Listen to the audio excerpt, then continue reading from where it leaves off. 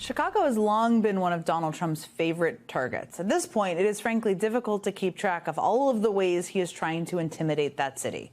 I mean, just today, the Trump administration announced that it plans to claw back $2.1 billion in federal funding for Chicago's desperately needed infrastructure projects.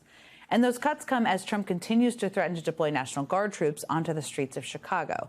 Federal agents are already on the ground there, openly carrying guns as they patrol on boats down the Chicago River and conduct barbaric raids, like the one on a Chicago apartment building this week.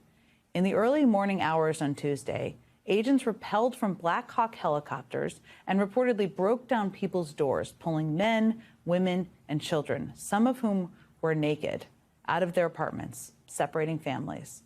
Those families' belongings, everything from shoes to toys to food, were ransacked and thrown into piles in the building's hallway.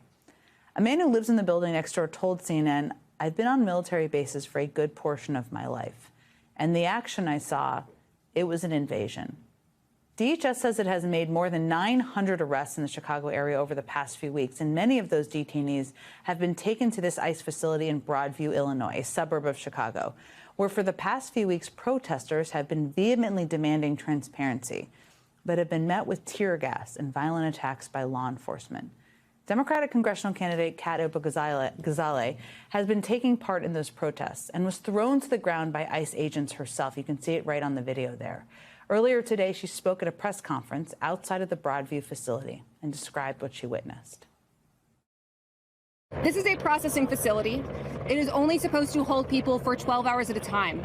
But we have heard reports of people being held for days or weeks at a time, without beds or hot meals or access to hygienic facilities. It is likely that the conditions in the Broadview Processing Center are much worse than we already know, because ICE will not allow our elected officials to inspect the facility, which is our leaders' legal right.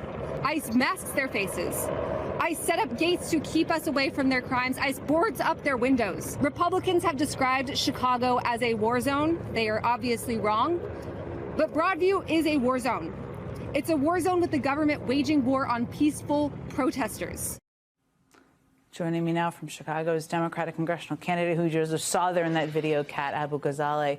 Kat, it's so great to see you. And that was such a powerful set of remarks you gave earlier today. And you've been tireless in advocating for more transparency there.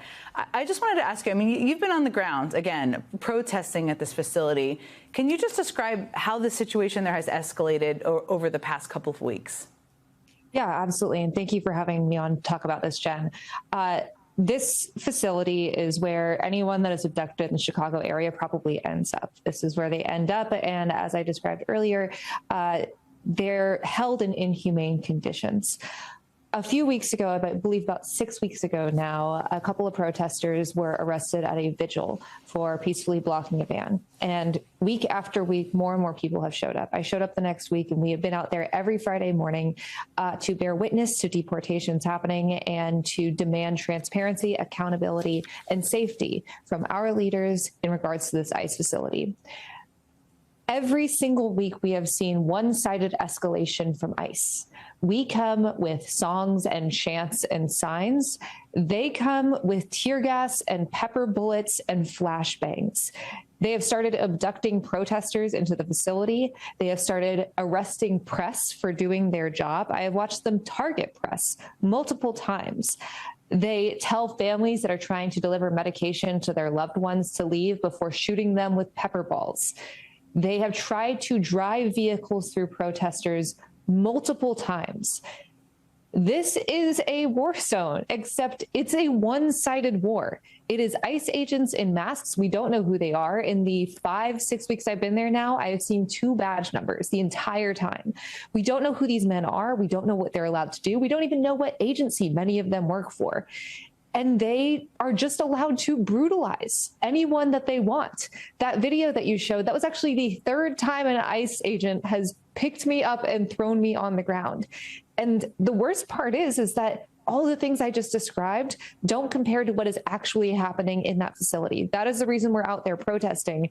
And that is what we are trying to get: transparency and accountability. It's really powerful hearing from you describe this because I think a lot of people don't know all of the things that are happening. Given everything you just said, I want to play for you something DHS Secretary Kristi Noem said. I mean, she was at the Broadview facility today. Let's play that. We'll talk about it. There's going to be consequences for how these guys act and for what they do and how they impede our vehicles when they lay hands on our officers, but even prevent them from going out and doing their duties. And we're going to not just show them that we're here to stay, but that we're going to expand our footprint and make sure that the citizens of Chicago are put first and that their safety is put first. That was speaking with podcaster Benny Johnson, by the way, but that is so out of touch, disconnected, cruel, lots of words. But what is your response to that? You're living with this. You see it.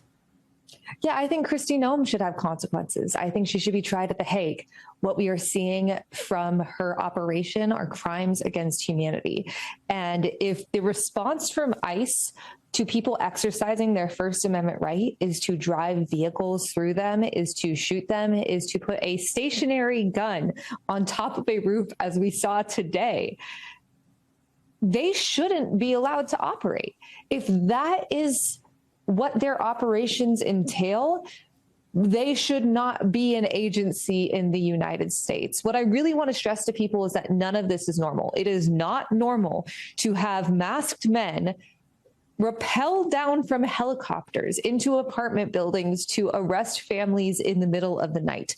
That is not normal. It is not normal to have agents with no identification of where they work, who they are, what they are allowed to do. That is not normal. At least in the United States, it's not normal. Today, we were corralled into a free speech zone. And I'm not a big fan of that term because it implies there are areas in the US that are non-free speech zones, mainly everywhere else. It is ICE's responsibility to respect and uphold our rights. It is not on us to accommodate them. And it is not on us to accommodate Kristi Noem's racist, fascist agenda. Kat Abughazaleh, never hold back. I really appreciate you taking the time tonight and speaking out so forcefully about such an important issue. Thank you so much for being with us.